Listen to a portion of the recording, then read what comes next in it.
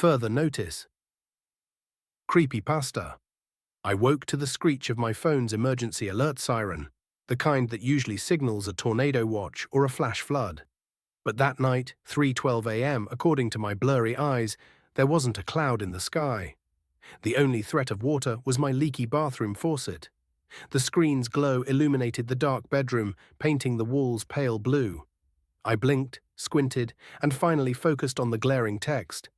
Emergency alert. Stay inside until further notice. No mention of a storm or a missing child. No mention of a chemical spill or a broken gas line. Just a stark command in bold letters. I rubbed the grit from my eyes and tapped the notification. Nothing else. No details, no explanation, just a statewide broadcast telling everyone to remain indoors. By the time I got my bearings, my phone had gone silent, the screen locked again, returning me to darkness. Through my half-open curtains, I saw the faint glow of the street lamp outside.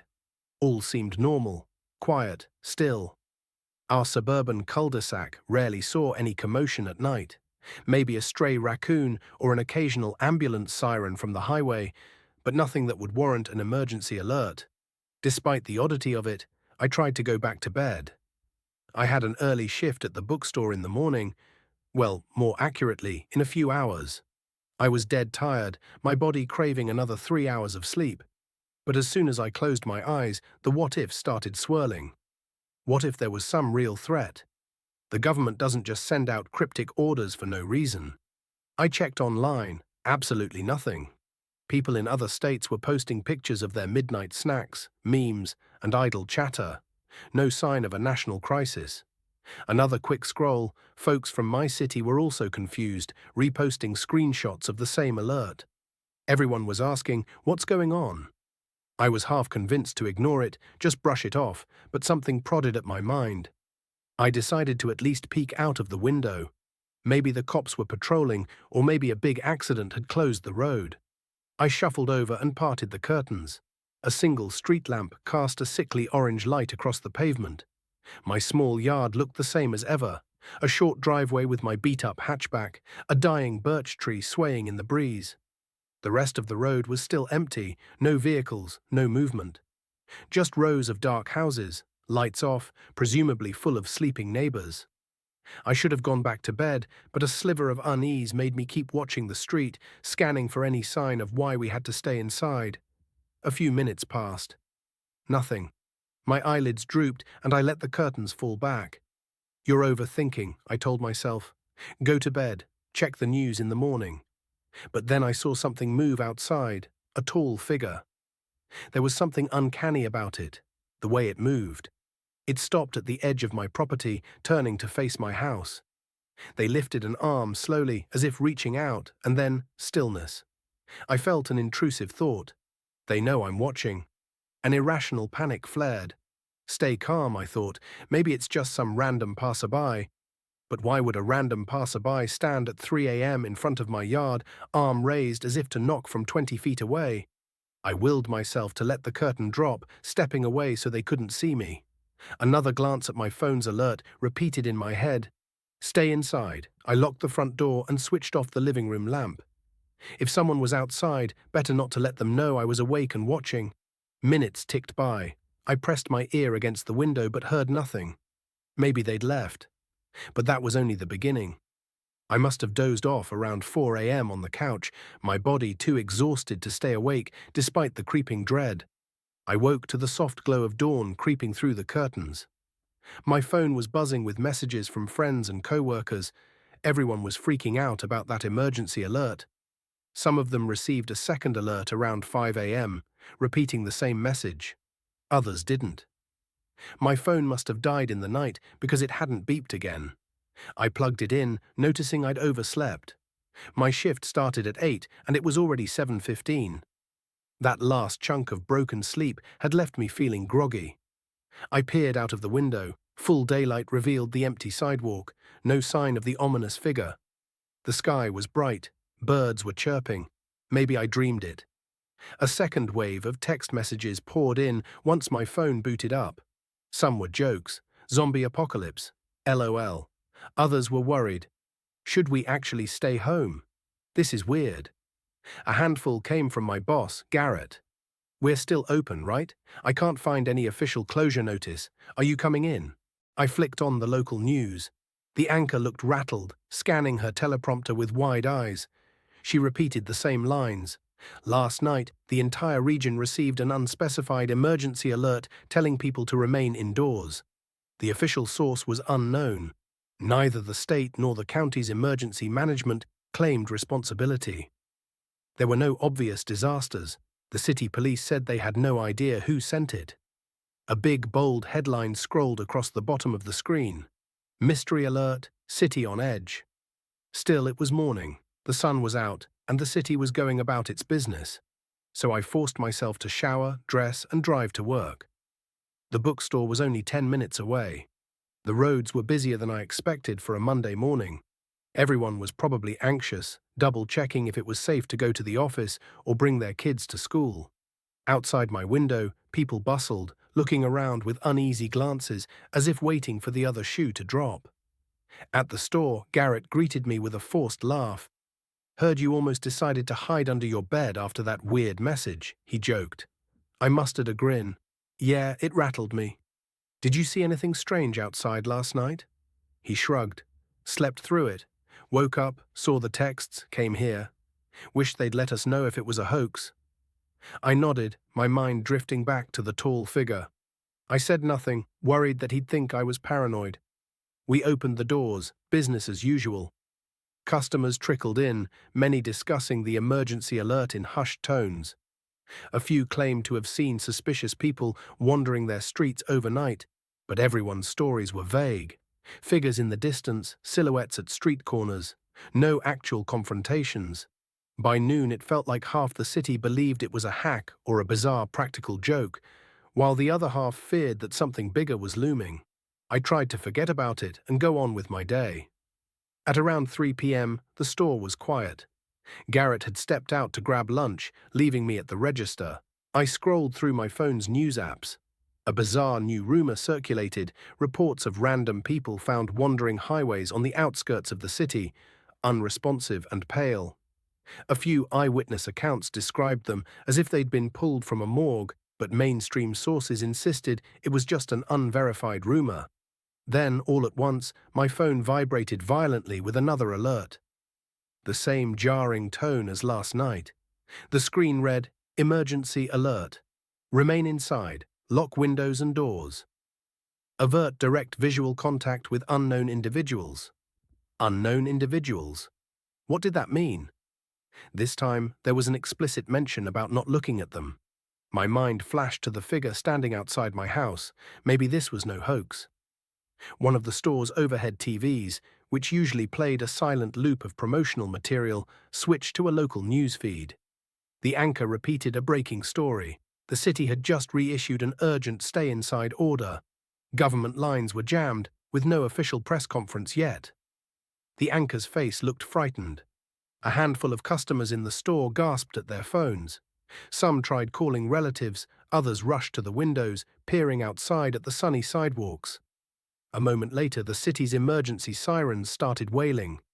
Those massive air raid-style sirens that we sometimes test on the first Wednesday of the month, but rarely use otherwise. I glanced around. Did they want us to lock ourselves in the bookstore? For how long? My rational side said maybe it's just a precaution, but a deeper fear came to the fore. This is real. Something's out there. As if reading my mind, one customer, an older man with thick glasses, stepped outside anyway, muttering he had to get home. Another lady followed, phone pressed to her ear, exclaiming she had to pick up her kids. Garrett returned just then, arms full of coffee cups and a bag of sandwiches. He stared at me, the sirens echoing outside. "What the hell's going on?" he asked, voice shaky. I showed him my phone.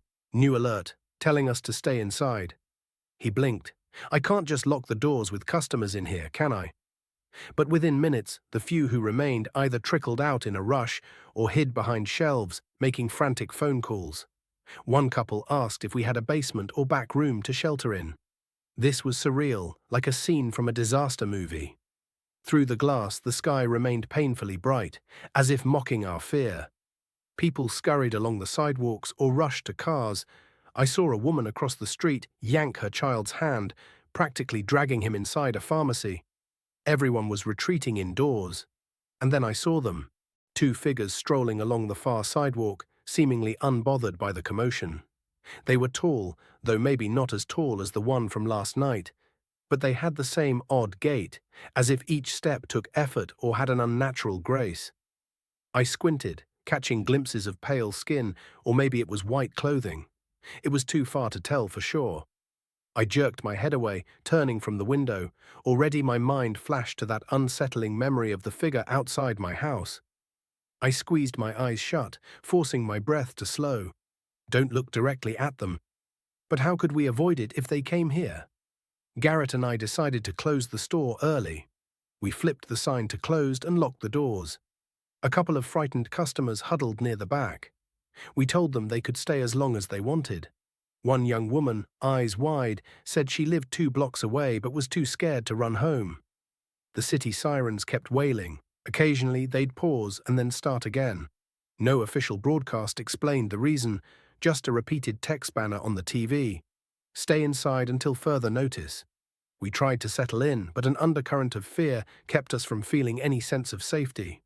The overhead lights cast an eerie glow on the shelves lined with novels and journals. The store had big front windows, too big, really. Anyone or anything on the street could peer inside if they wanted. Garrett rummaged around for cardboard or something to cover them, but we only found a couple of large posters, nowhere near enough to block the glass. Should we go in the back room? I suggested. It was a small area where we stored extra inventory.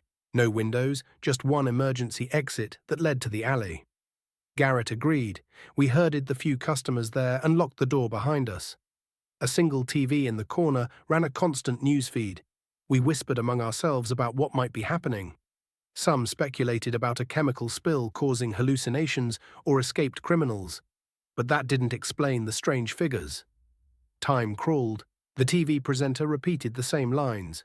No official statement except the alert. Numerous sightings of unusual individuals and widespread phone lines jammed. A few on-the-ground reporters said that folks had gone missing after stepping outside alone, but it was all unconfirmed. I texted my family, "Are you safe? Stay inside."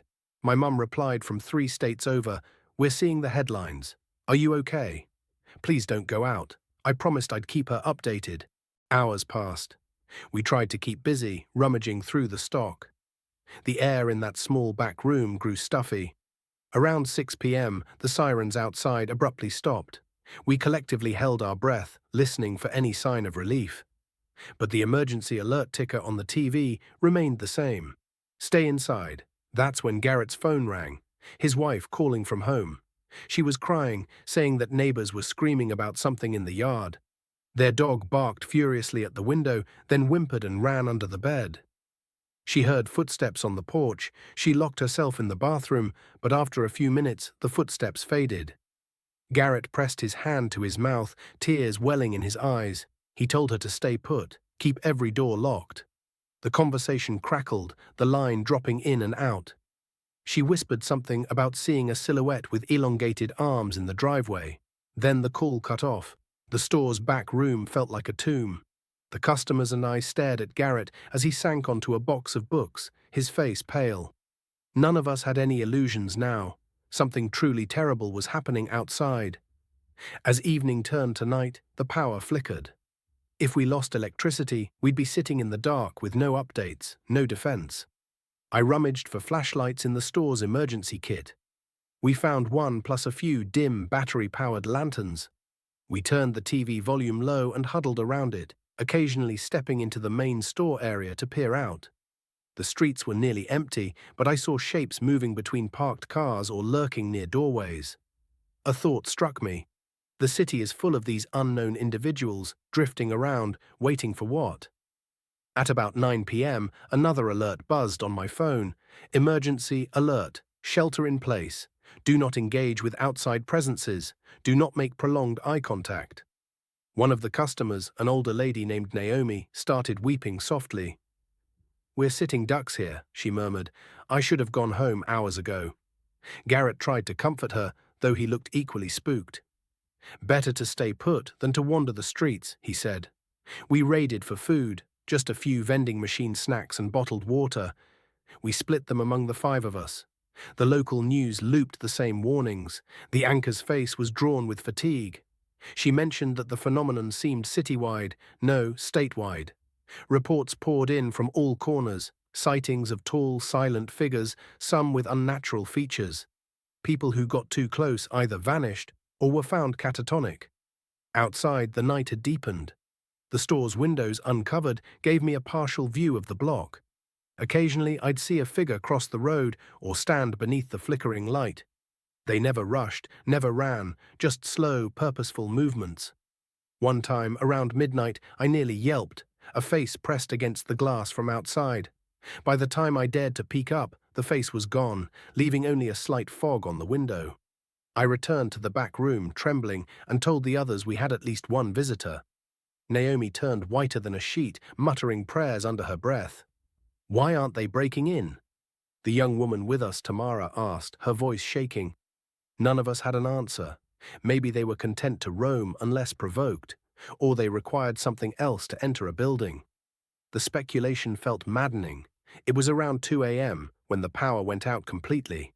One moment, the TV was still broadcasting shaky updates from a half-lit newsroom. The next, everything blinked off. We flicked on flashlights, cursing. The store was plunged into darkness. A tense hush fell over us.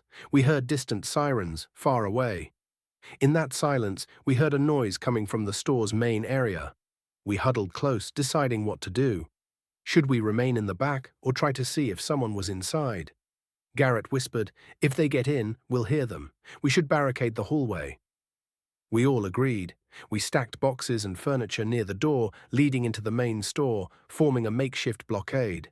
Then we waited. The noises grew in volume. The door handle started to turn. Naomi stifled a scream behind her hand. We pointed flashlights at the door. Then a voice, soft and scratchy, spoke from the other side. Hello? For a moment we froze. The voice sounded almost normal, a middle-aged man. It coughed. Anyone in there? I need help. Garrett frowned. A trick, he mouthed at me. I shrugged. I wasn't sure what to think. The voice resumed, trembling. Please, my name's Sam. I'm not one of them. I got stuck outside when the lights died. Tamara flicked her gaze to me, her lips forming silent words. We can't be sure. But something about the desperation in that voice tugged at my empathy. If it was a real person, we couldn't just leave him there to be discovered by those things. Cautiously, Garrett approached the barricade. How do we know you're human? He asked softly. A pause and then a miserable laugh. I don't know. I can tell you the store manager's name is Garrett, right? I saw his name tag once, heard he'd stay open late. I recognized him behind the counter. Please.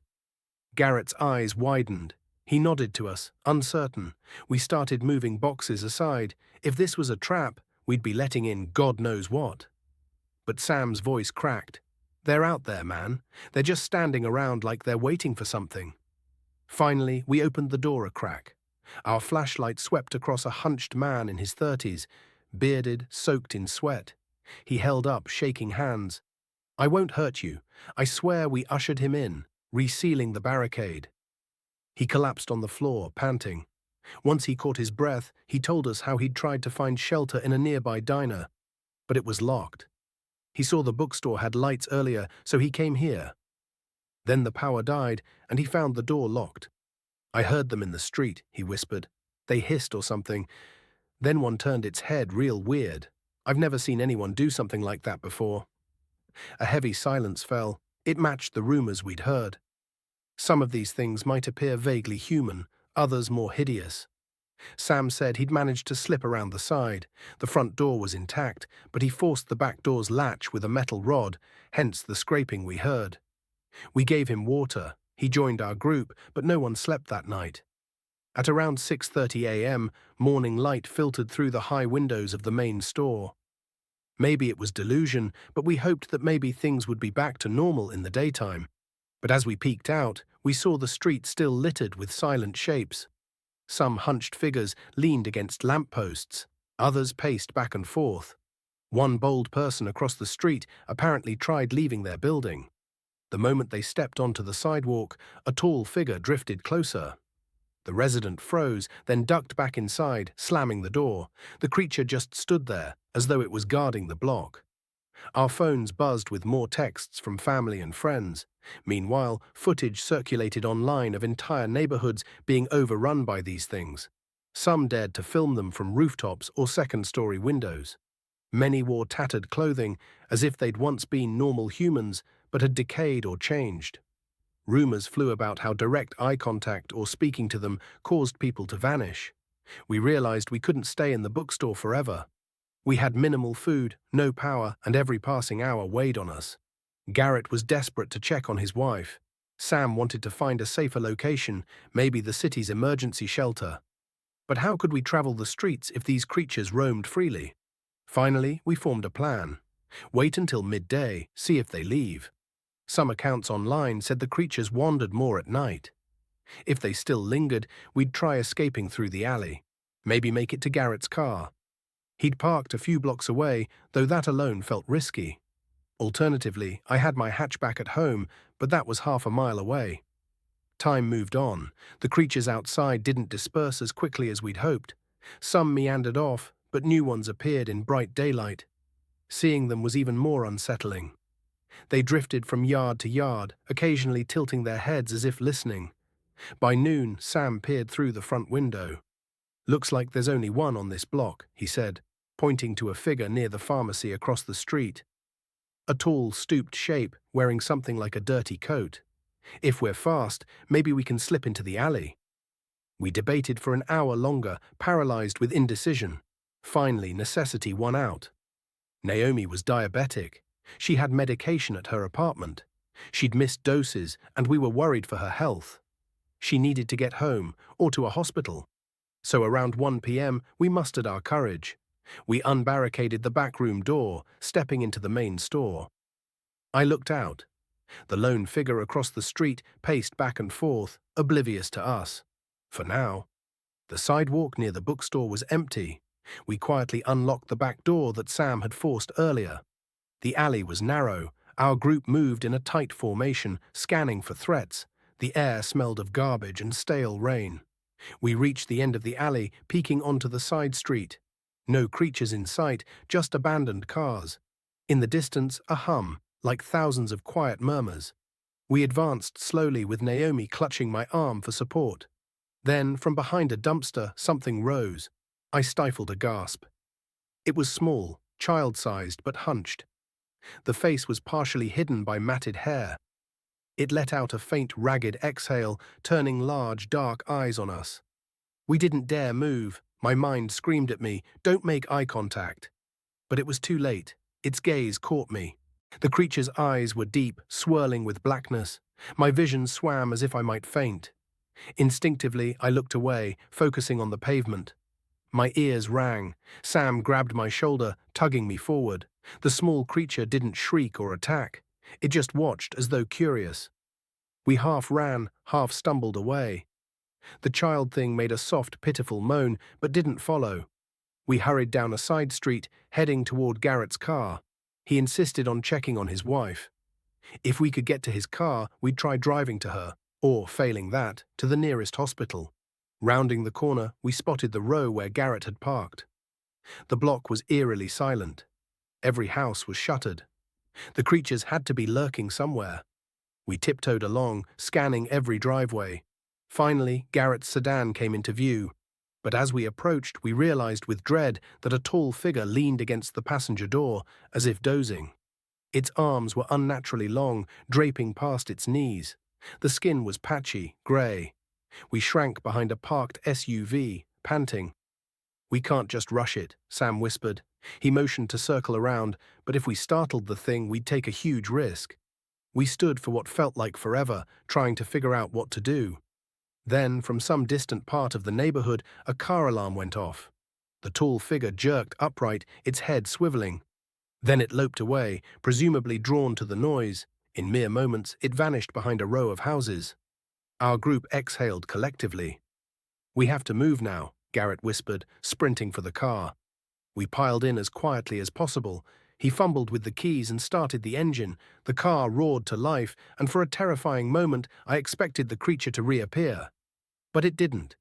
Garrett floored the accelerator. We sped down the empty street, weaving around stalled vehicles.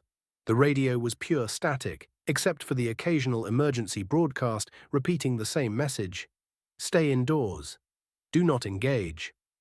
As we drove, the city looked eerie. Deserted sidewalks, a few shattered windows, cars abandoned mid-intersection. We saw a handful of these unknown things prowling. Some stood in clusters, heads tilted skyward, others crouched near doorways. The sense of dread was overwhelming. We managed to navigate near Garrett's neighborhood. The roads had debris, fallen branches, scattered trash. We spotted a police cruiser, the driver's door flung open, no sign of the officer. When we arrived at Garrett's house, a modest single-story home, we found the front windows shattered and the door open. He ran out of the car, calling his wife's name. The rest of us followed. Inside, the living room was ransacked. "Marissa!" Garrett yelled, his voice cracking. No reply. We searched the rooms. In the hallway, we found a trail of smeared footprints, slightly too long to be human. "They were here," Sam muttered. At the end of the hall, the bathroom door was locked from the inside. Garrett banged on it. No answer. We exchanged worried looks. Finally, he forced the door open. Inside was empty. The small window above the sink was shattered outward. Broken glass glittered on the bathroom tile, along with a single wet footprint near the window. Garrett slumped to the floor. "She's gone," he choked. We guided him outside, trying to keep him from breaking down completely. The hopelessness weighed on all of us. Did these creatures take her? Did she escape? We had no answers. With nowhere else to go, we piled back into the car. We had two missions: get Naomi's medication and then find safety, maybe a hospital or an official shelter. The roads near the hospital might be heavily guarded, or so we hoped. Naomi guided us to her apartment building. She had a key to the front door, and it seemed quiet enough. We hurried through the lobby. No staff, no lights. The elevator was out. We climbed 2 flights of stairs, terrified about what we might find. On her landing, we discovered a neighbor's door torn off its hinges. Inside, the furniture was overturned, no sign of the occupant. We pressed on. Naomi's unit was intact. She unlocked it, rushing to the bedroom for her insulin. Meanwhile, Sam and I guarded the door, flashlights scanning the dark corridor. My eyes kept darting to the neighbor's ravaged apartment. Naomi returned, clutching a small bag. She looked on the verge of tears. "I'm ready. Let's go." We were almost back down the stairs when we heard a faint moan from a ground-floor hallway. As we approached the ground floor, there it was, a figure hunched over another body. My flashlight revealed a horrifying sight. The body was a woman, presumably a resident. Her eyes were open and blank. The hunched figure knelt by her as if it was feeding. It felt wrong. The figure paused, its head turning toward us. We froze. It made a choked hiss. Then, unbelievably, it straightened, leaving the body slumped on the floor. We backed away in fear. It advanced slowly, spidery limbs clicking on the tile. We turned and bolted for the side exit, the creature's hiss chasing us. We burst out into the alley, panting. Sam shoved the exit door closed behind us, searching for something to wedge it. Naomi and Tamara hurried ahead, toward the parked car. The creature bashed against the door from the inside. I saw a sickly pale hand, clawing at the window. "Go!" Sam yelled. We sprinted to the car. Garrett floored it again. We left that building behind. We aimed for the hospital next, but the closer we got, the thicker the traffic jam. Cars were abandoned, some crashed. The roads were impassable near the final blocks, so we parked in a side street. A few helicopters buzzed overhead, but I couldn't tell if they were news or military. The entire city felt on the brink of collapse. We tried to approach on foot, but the sidewalk was a chaotic scene. Shouts, a few civilians running, and creatures gliding between vehicles. One massive shape perched on top of a bus, scanning the street like a vulture. We took cover behind an overturned mail truck and weighed our options.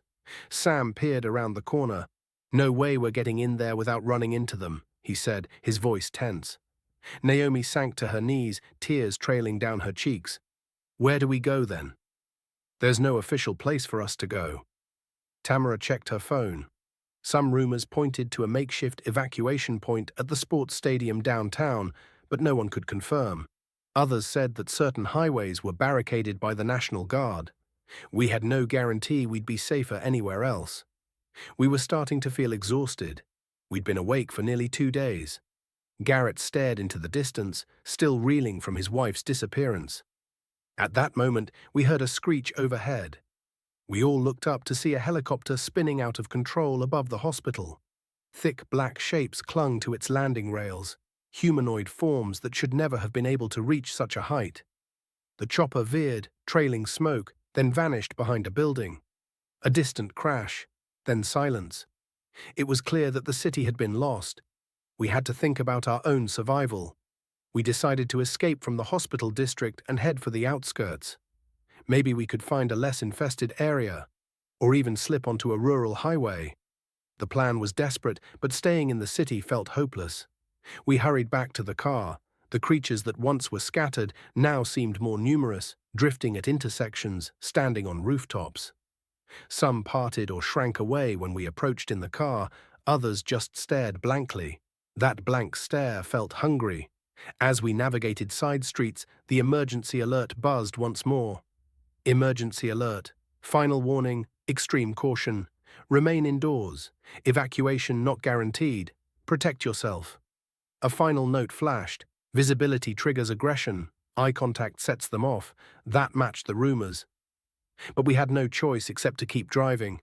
We passed burned-out storefronts, over a collapsed traffic light. We once had to slam on the brakes to avoid hitting a group of them standing in the middle of the street, gazing skyward. The group parted slightly, allowing us to pass, never lowering their heads. Eventually we reached a quieter stretch of road leading toward farmland. The sun dipped low, painting the sky with purples and reds. We were running out of daylight again. Naomi fiddled with the radio, searching for signals. Only static and occasional bulletins advising people to stay put. We spotted a boarded-up gas station. We needed fuel. We pulled in, scanning for threats. The place looked deserted. Sam and I hopped out. We both had guns that we'd taken from a ransacked police cruiser. We forced the station door, finding the inside dark. We rummaged around for anything useful. Bottled water, snacks, batteries. The generator for the pumps was off, but a manual override let us siphon enough fuel to fill the car. All the while, I kept glancing at the horizon. The sun was nearly gone. The second night was nearly approaching. Based on what we'd seen, they'd be more active at night. We had to hurry. Just as we were finishing, we heard a rustling behind the station. Tamara peeked around the corner and shrieked. "There's one here," she hissed. Oh God, it's messing with a stray cat or something." I felt sick. We decided not to investigate. Garrett motioned for us to get in the car, but the creature heard the commotion and lurched around the corner. We scrambled into the car and slammed the door shut. The creature hissed, spindly arms reaching for the trunk. The tires screeched, and we sped onto the open road. I didn't stop looking at it in the rearview mirror until it disappeared out of view. Night fell again, and we drove in near silence. I think everyone was either too exhausted or too terrified to talk. The farmland around us was mostly empty. Once in a while, we saw a farmhouse with lights off. Sometimes a faint silhouette crossed a field. So these things had spread beyond the city. Finally, around 10 p.m., we saw a sign for a roadside motel. The parking lot had a few cars. We parked in the shadows, unsure if it was wise to stop. But we were exhausted, starving, and we weren't sure how far we could keep driving. Sam and I approached carefully. The office was locked. We spotted a faint glow in one window. Maybe someone was inside. We knocked softly.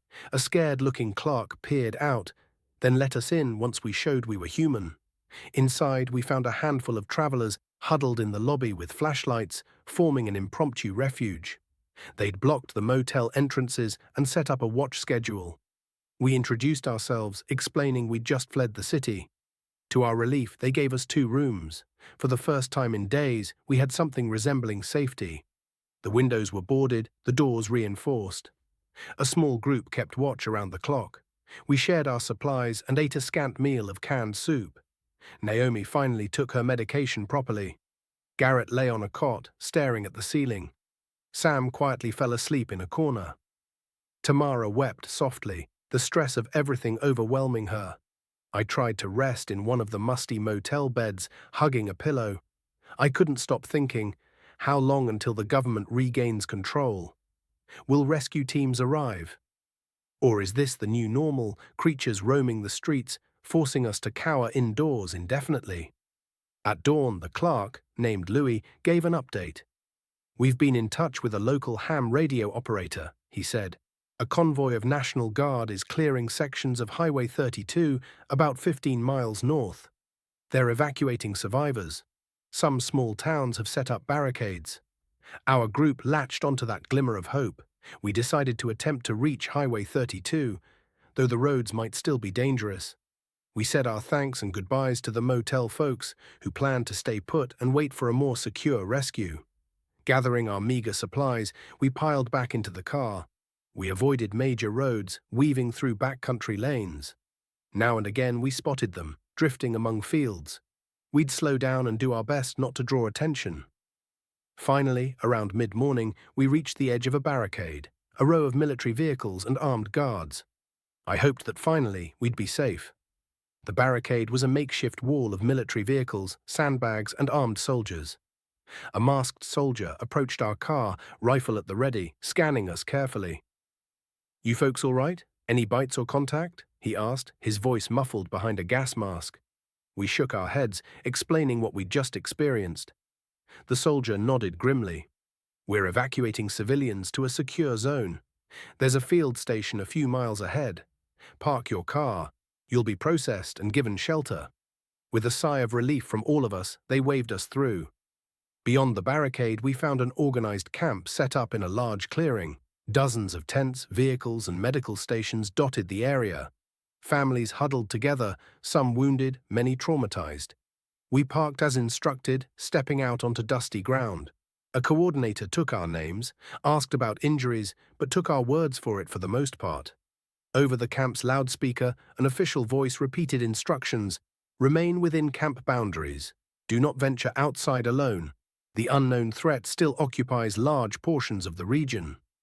In the days that followed, we stayed at the camp, hearing bits of news. The emergency alert was still in effect for many counties. The unknown presences, as they called them, had claimed entire city blocks. The military was working to regain control, but the situation was dire. Some evacuees told stories of entire neighborhoods succumbing to these creatures, people vanishing, screams in the night. Was this an alien invasion? A supernatural plague? The authorities had no official explanation. Rumors flew.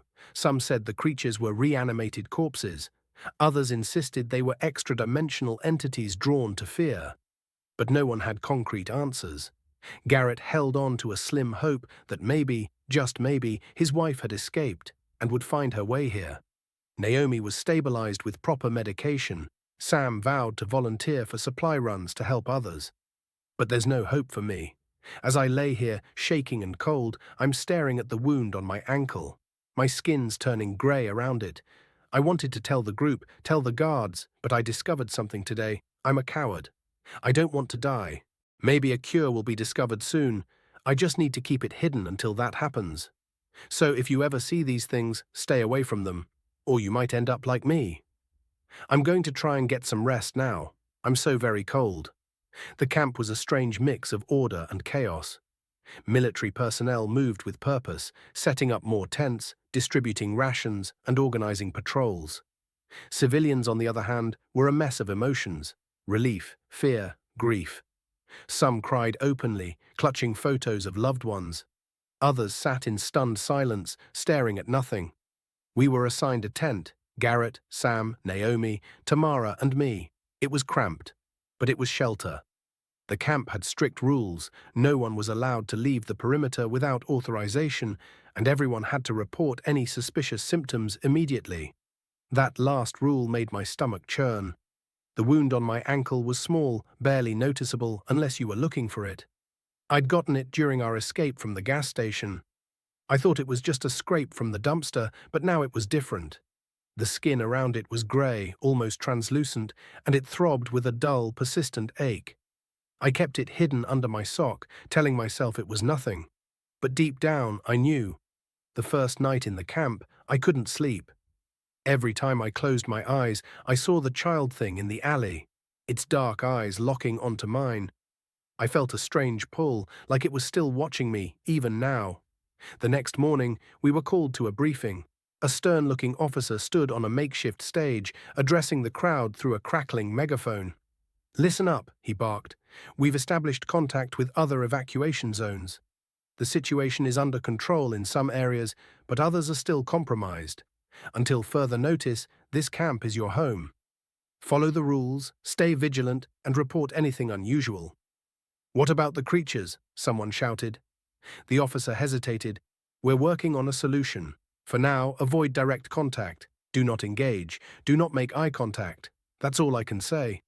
The crowd murmured, unsatisfied. I felt a knot of dread tighten in my chest. Over the next few days, we settled into a routine. Meals were served at set times, bland but filling. Medical checks were mandatory, and I managed to avoid drawing attention to my ankle by keeping it covered and staying out of the way. But the wound was changing. The greyness was spreading, creeping up my leg like ink in water. It didn't hurt as much anymore, but it felt alive, like something was moving beneath my skin. I tried to ignore it, focusing on helping around the camp. Garrett spent most of his time at the communications tent, hoping for news of his wife. Sam volunteered for supply runs, though they were rare and heavily guarded. Naomi and Tamara helped in the medical tent, tending to the wounded and sick. I felt useless, like a ticking time bomb. One night, as I lay in the tent, I heard a faint whisper. It was so soft I thought I imagined it. But it grew louder, more insistent. "Look at me." I sat up, my heart pounding. The others were asleep, their breathing steady. The whisper came again, this time from outside the tent. "Look at me." I shouldn't have. I knew better, but something compelled me to crawl to the tent flap and peek outside. The camp was quiet, lit by the pale glow of floodlights. A figure stood at the edge of the perimeter, just beyond the fence. It was tall, its limbs too long, its head tilted at an unnatural angle. It was looking right at me. I froze, unable to look away. Its eyes were black voids, swirling with something I couldn't describe. I felt a pull, like it was drawing me in, and for a moment I wanted to go to it. Then a hand clamped down on my shoulder, and I nearly screamed. "What are you doing?" Garrett whispered, his voice sharp. I blinked, shaking my head. The figure was gone. I thought I saw something," I stammered. Garrett frowned. "You need to be careful. You're not thinking straight." He was right, I wasn't. The next day I felt worse. The greyness had spread to my knee, and I was starting to feel cold all the time, no matter how many blankets I piled on. My thoughts were foggy, and I kept hearing whispers, even in the daylight. I knew I had to tell someone, but I couldn't bring myself to do it. I was terrified of what would happen if they found out. Would they lock me up, experiment on me, kill me? I couldn't take that risk. Instead, I tried to act normal. I helped with chores, smiled when I had to, and avoided drawing attention to myself. But it was getting harder. One afternoon, I was helping distribute rations when I felt a sharp pain in my ankle. I stumbled, dropping a box of canned food. "You okay?" Tamara asked, rushing over.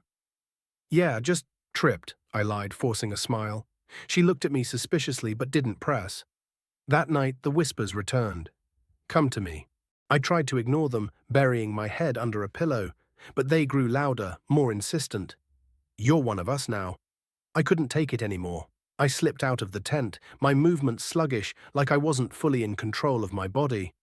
The camp was quiet, the guards patrolling the perimeter. I moved carefully, staying in the shadows. The whispers led me to the fence. The figure was there again, waiting. "You belong with us." I reached for the fence, my fingers trembling. Just as I was about to touch it, a voice shouted behind me, "Stop!" I turned to see Sam running toward me, his face pale. "What are you doing?" I don't know," I whispered, tears streaming down my face. The guards turned, raising their weapons. "Get back inside," one of them barked. I kept walking, my legs moving on their own.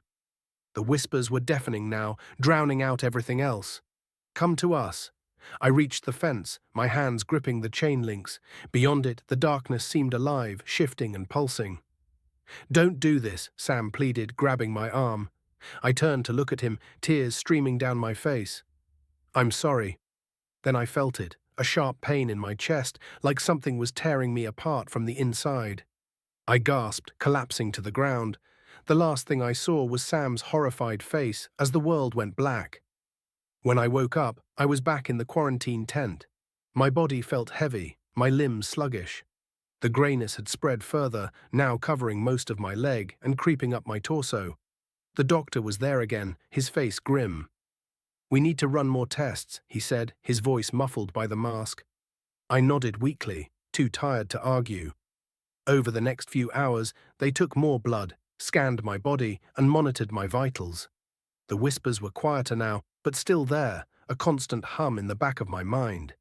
Garrett and the others came to visit, their faces filled with worry. How are you holding up? Garrett asked, his voice gentle. I don't know, I admitted. It's like I'm not myself anymore. Naomi reached through the plastic barrier, her hand trembling. We're not giving up on you. We'll find a way to fix this. I wanted to believe her, but the greyness was spreading faster now. It felt like it was consuming me, piece by piece. That night, the whispers returned with a vengeance. You're almost there. I tried to fight it, but it was no use. My body moved on its own, stumbling to the edge of the tent.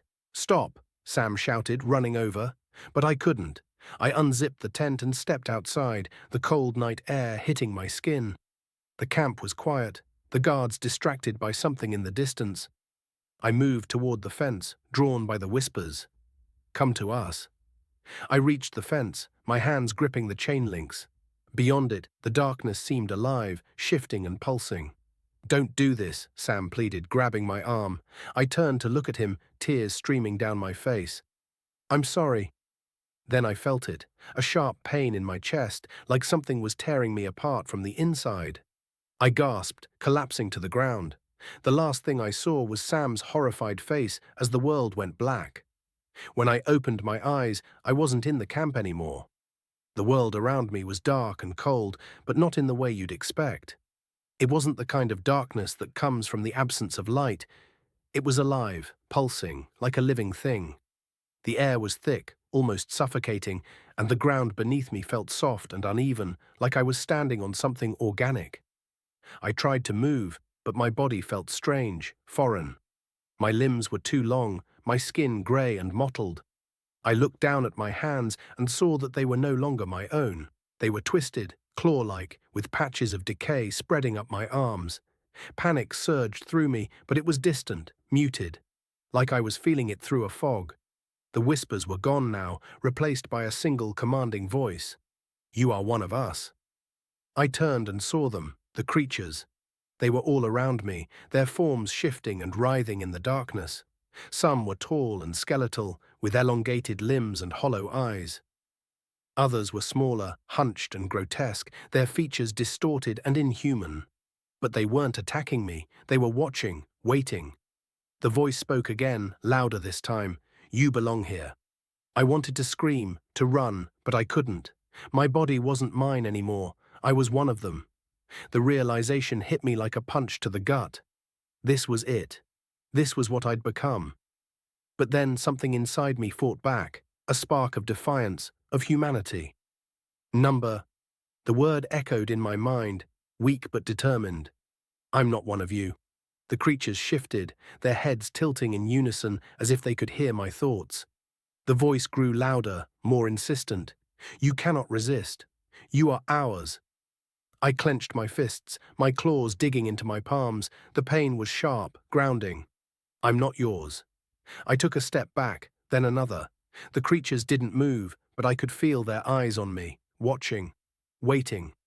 The voice grew louder, more desperate. You cannot escape. You are part of us. I turned and ran.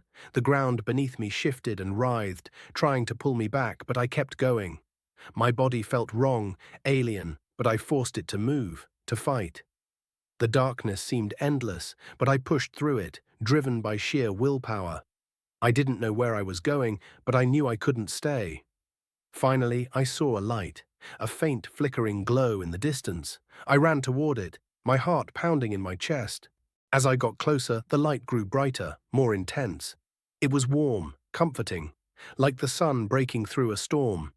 The creatures behind me hissed and screeched, their voices filled with rage and desperation.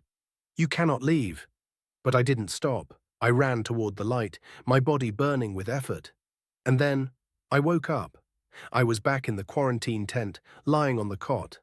My body felt heavy, my limbs sluggish, but they were mine again. The grayness was gone, replaced by my normal skin. I sat up, my heart racing. The whispers were gone, the voice silenced. The doctor rushed in, his face filled with shock. "What happened?" "Your vitals. They stabilized."